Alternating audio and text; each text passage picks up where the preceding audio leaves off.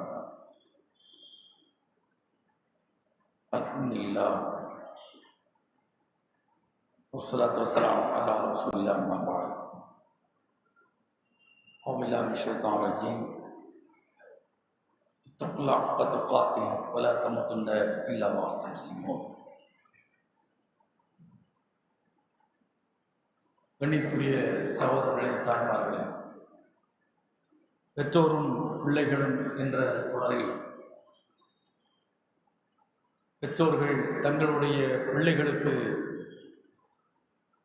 செலவு செய்வது கடமையையும் தாண்டி அது அல்லாஹ்விடத்தில் தர்மத்துக்கான கூலியை பெற்றுத்தரக்கூடியது என்பதை நாம் நேற்று அறிந்திருக்கிறோம். அது மட்டுமல்லாமல் பெற்றோர்கள் பிள்ளைகளை தன்னிறைவாக விட்டு செல்ல வேண்டும் என்று நபிகள் நாயகம் ஸல்லல்லாஹு அலைஹி வஸல்லம் அவர்கள் சொல்லி காட்டுகிறார்கள். தன்னிறைவு என்று சொன்னால் நம்முடைய இறப்புக்கு பிறகு அந்த பிள்ளைகள் மற்றவரிடத்தில் போய் கைகட்டி நிற்காமல், கையேந்தாமல், அவர்களுக்கு இருக்கிற அல்லது நாம் விட்டு செல்லக்கூடிய அந்த வாழ்வாதாரத்தை வைத்துக்கொண்டு தங்களுடைய வாழ்க்கையை அவர்கள் கொண்டு செல்கின்ற அளவிற்கு அவர்களை நாம் தன்னிறைவாக விட்டு செல்ல வேண்டும்.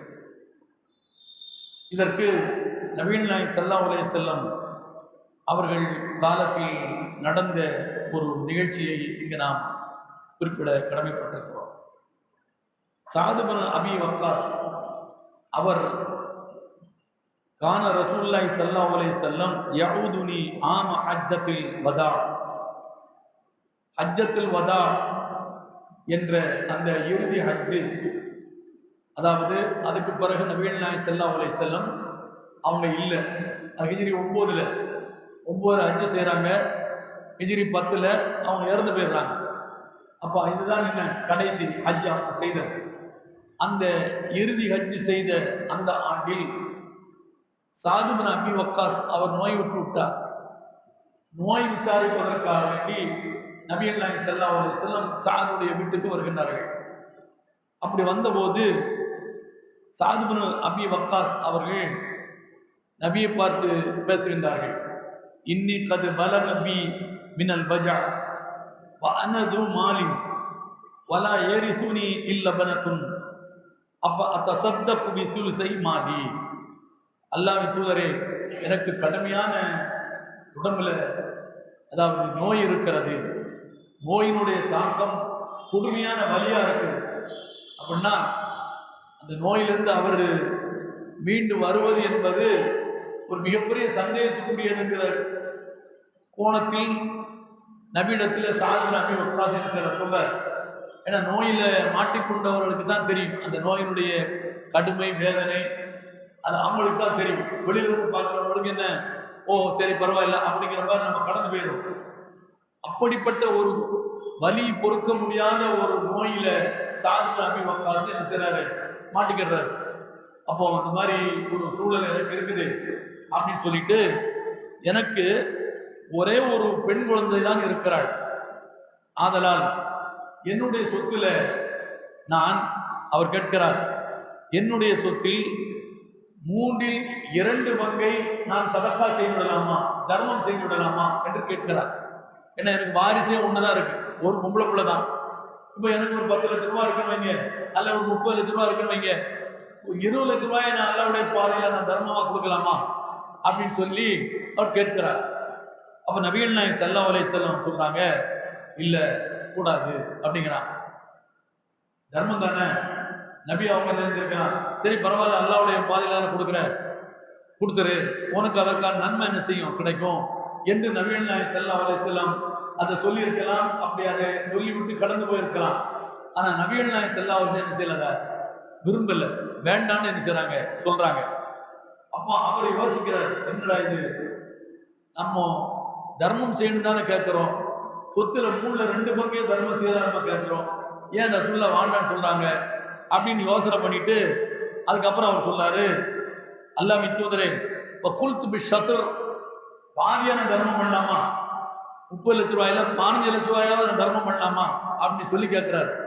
அதற்கு நபிகள் நாயகம் ஸல்லல்லாஹு அலைஹி வஸல்லம் இல்ல கூடாது அப்படிங்கிறாங்க.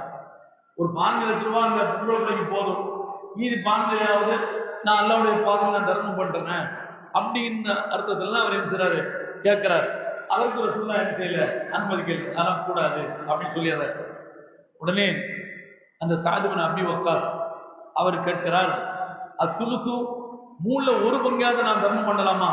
அப்போ 30 லட்சத்துல 10 லட்சத்தை நான் தர்மம் பண்ணலாமா அப்படின்னு சொல்லி கேட்கிறார். அப்போ அதற்கு நபிகள் நாயகம் ஸல்லல்லாஹு அலைஹி வஸல்லம் அவங்க பதில் சொல்லும்போது வேண்டாம் தான் சொல்றாங்க. என்ன சொல்றாங்க? அஸ்ஸுலுசு கஸீர், மூணுல ஒரு பங்கே என்ன, அது அதிகம்.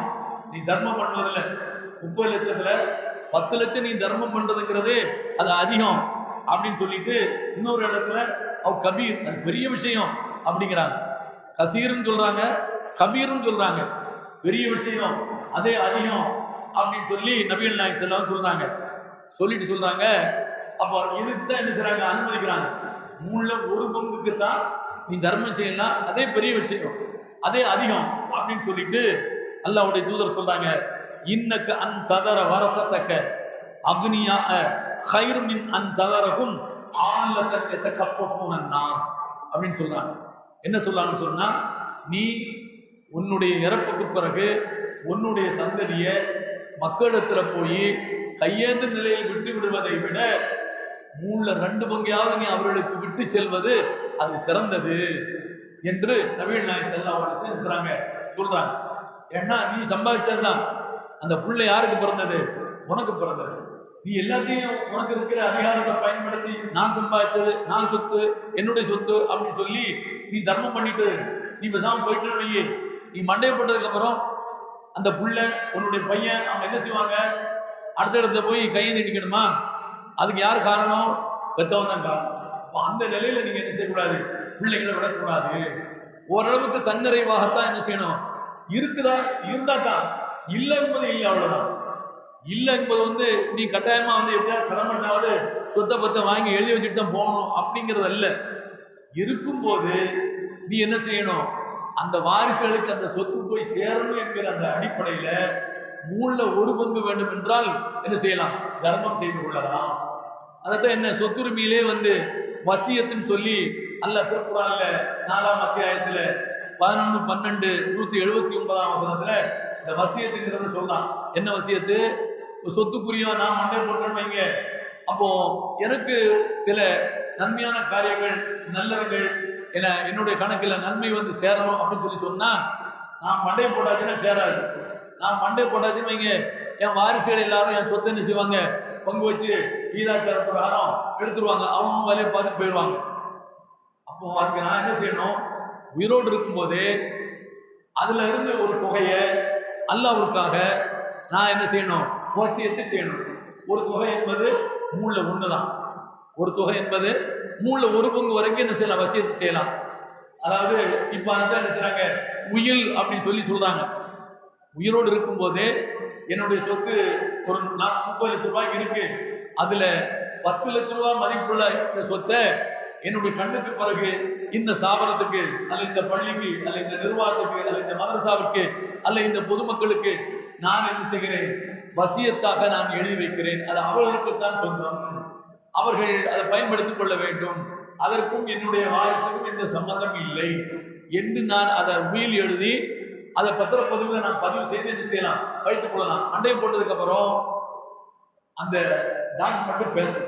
வாரிசுகள் என்ன செய்வாங்க, இல்ல மொத்தம் 30 லட்சம் எங்களுக்கு தான், இல்ல 10 லட்சம் போக 20 தான் உங்களுக்கு. ஏன்னா அவர் உயிரோடு இருக்கும்போதே டாக்குமெண்ட் எழுதி பதிஞ்சு வச்சுட்டு போயிட்டாரு அப்படின்னு சொல்லி என்ன செய்யலாம், சொல்லலாம். அதனாலதான் குர்ஆன்ல அல்லாஹ் சொல்றான், நீங்க சொத்தை பங்கு வைக்கும் போது மிம்பாதி வசியத்தி யூசி பிஹா அவுனை, இறந்தவன் ஏதாவது வசியத் செய்திருந்தால் அந்த வசியத்தை நிறைவேற்றியதற்கு பிறகு அல்லது இறந்தவன் கடன் பெற்றிருந்தால் அந்த கடனை அந்த சொத்துல இருந்து கொடுத்ததற்கு பிறகுதான் சொத்தை பங்கு வைக்கணும் என்று அல்லாஹ் திருக்குர்ஆன்ல சொல்றான். ஏன் கடனையும் வசியத்தையும் கண்டுகொள்ளாம சொத்தை பங்கு வச்சாச்சுன்னு வைங்க, அதெல்லாம் எனக்கு தெரியாது உனக்கு தெரியாதுன்னு அவங்க கிடைச்சதை கொண்டு தெரிஞ்சுவாங்க, ஓடிடுவாங்க.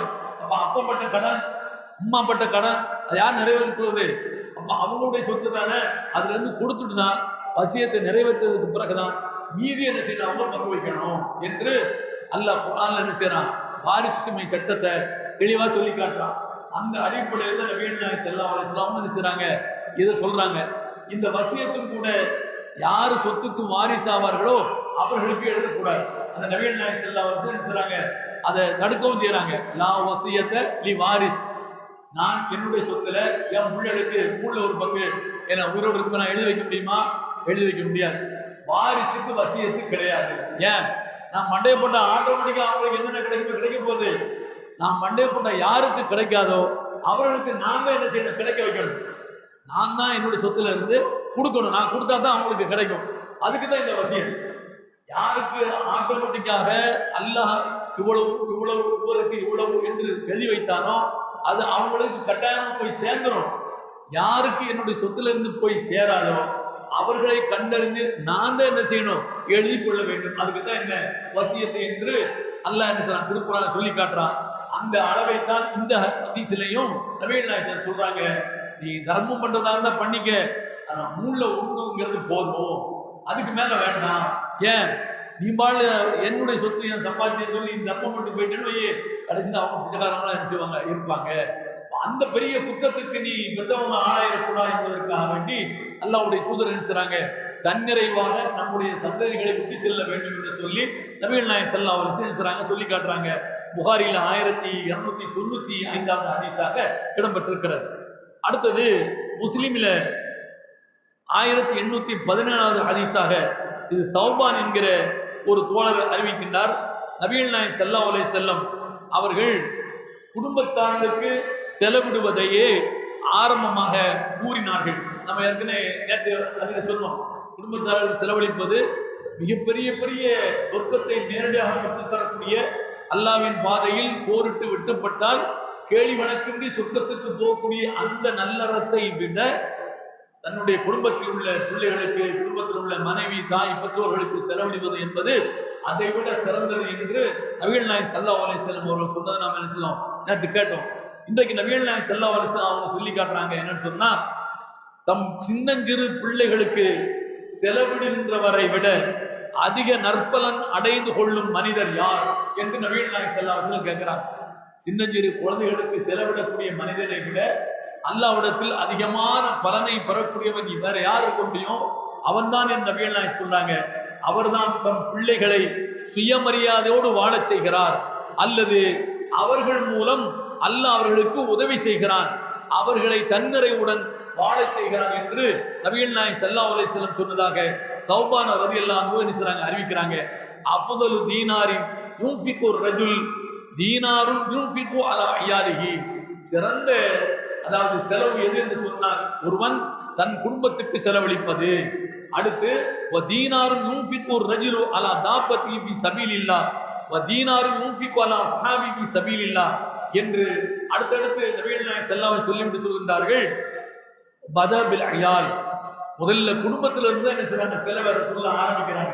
அதான் சிறந்த செலவுன்னு சொல்லிட்டு அடுத்து சொல்றாங்க, ஐயு ரஜுலின் ஆலமு அஜ்ரன் மின் ரஜுலின் யுன்ஃபிகு அலா இயாலின் சிகாரின் யுஇஃபுஹும் அவ் யன்ஃபஹும் அல்லாஹு பிஹி அவ் யுரீஹிம், தன்னுடைய குடும்பத்தில் இருக்கக்கூடிய சிறார்களுக்கு, சிறியவர்களுக்கு செலவழிப்பது அதை விட சிறந்தது. இதை விட சிறந்த மனிதன் யார்? அவர்களை தன்னிறைவாக விட்டு செல்லக்கூடியவனை விட சிறந்தவன் யார்? அல்லாஹ் இவர்கள் மூலமாக பயன் தருவான் அவர்களுக்கு. அல்லாஹ் இவர்களை தேவையில்லாதவனாக நிச்சயமாக ஆக்கி வைப்பான். ஆதலால இதுதான் சிறந்த செலவு என்று நபிகள் நாயகம் ஸல்லல்லாஹு அலைஹி வஸல்லம் சொல்லி காட்டுறாங்க. அப்போ நம்முடைய பிள்ளைகளை, நாம் வளர்த்த பிள்ளைகளை நம்முடைய சம்பாத்தியத்தில் அல்லாஹ் எத்தனை பேர் சம்பாதிக்கிறாங்க, அவங்களுக்கெல்லாம் தராம நமக்கு ஏன் தரான் என்றால் நாம் அதில் சரியாக இருப்போமா இல்லையா என்று அல்லாஹ் நம்ம பார்க்கிறான், நம்மை கண்காணிக்கிறான். 24 மணி நேரம் வேலை செய்யறவன் செய்யறான், 500 ரூபா கூட ஒரு நாளைக்கு கிடைக்காது. 2 மணி நேரம் வேலை பார்ப்பான், அவனுக்கு 5000 ரூபாய் கிடைக்கும். அப்போ அல்லாஹ் ஒவ்வொரு மனிதனுக்கும் என்ன செய்யறான், கொடுக்கிறான். அல்லாஹ் தான் கொடுக்கிறான். ஒவ்வொரு மனிதனுக்கும் அவனுக்கு எந்த கொடுக்க நினைக்கான அதை என்ன செய்யறான், கொடுக்கிறான். அள்ளியும் கொடுக்கிறான், நுள்ளியும் கொடுக்கிறான். அல்லாஹ் குறைத்தும் கொடுக்கிறான். அவன் விசாலமாகவும் அல்லாஹ் கொடுக்கிறான், சுருக்கியும் கொடுக்கிறான். எதற்காக? ஒரே சீராக எல்லாத்தையும் அல்லாஹ் செல்வத்தை ஏன் கொடுக்க மாட்டேங்கான்? எல்லாம் ஒரு சோதனைக்கு தான். அப்ப நமக்கு அல்லாஹ் தந்திருக்கான்னு சொன்னா நம்ம குடும்பத்துக்கு நம்ம பிள்ளைகளுக்கு நாம செலவழித்து போக மீதியை நம்முடைய இறப்புக்கு பிறகு அவர்களுக்கு தன்னிறைவாக இருப்பதற்குரிய ஏற்பாட்டை நாம் செய்துவிட்டு போவோம் என்று சொன்னால் அந்த மனிதனோட சிறந்தவன் அல்லாஹ்விடத்தில் வேறு யாரும் இல்லை என்பதை அல்லாஹ்வுடைய தூதர் என்ன சொல்லி காட்டுறாங்க. என்னுடைய சொத்து என்பதற்காக வேண்டி வரம்பு மீறி இறை தூதர் அவர்கள் தடுத்ததை நாம் செய்துவிடக் கூடாது. என்ன, இவன் தான் என் சொல்ல கேட்கலையே, இந்த பிள்ளை என் சொல்ல கேட்கலையே, உனக்கு என் சொத்துல ஒருத்த பைசா கிடையாதுன்னு சொல்லி நான் யாருக்கும் எழுதி வச்சு போறேன் என்று எழுதி வச்சு போலாமா? அந்த அதிகாரத்தை அல்லாஹ் நமக்கு தரல. அந்த அதிகாரத்தை அல்லாஹ் தரல. ஏன்னா அல்லாஹ் குர்ஆனிலே சூரத்து நிசாவிலே இந்த சொத்து பங்கீடு வைத்து சொல்கிற போது ஐயும் அக்ரபு லக்கும் நஃபா என்று அல்லாஹ் சொல்கிறார். இவர்களில் யார் உங்களுக்கு பயன் தருவதில் நெருக்கமானவர்கள் என்பதை லா ததுரூன ஐயும் அக்ரபு நஃபா, நீங்க தெரிய மாட்டீர்கள். அல்லாஹ் அவருக்கு 3ல 1 கொடுக்குறான், இவருக்கு பாதியை கொடுக்குறான், அவங்களுக்கு 3ல 2 கொடுக்குறான், இவங்களுக்கு 8ல 1 கொடுக்குறான், இவங்களுக்கு மிச்சத்தை ஃபுல்லா கொடுக்குறான். இப்படி அல்லாஹ் ஏன் சொல்றான் நமக்கு தெரியாது.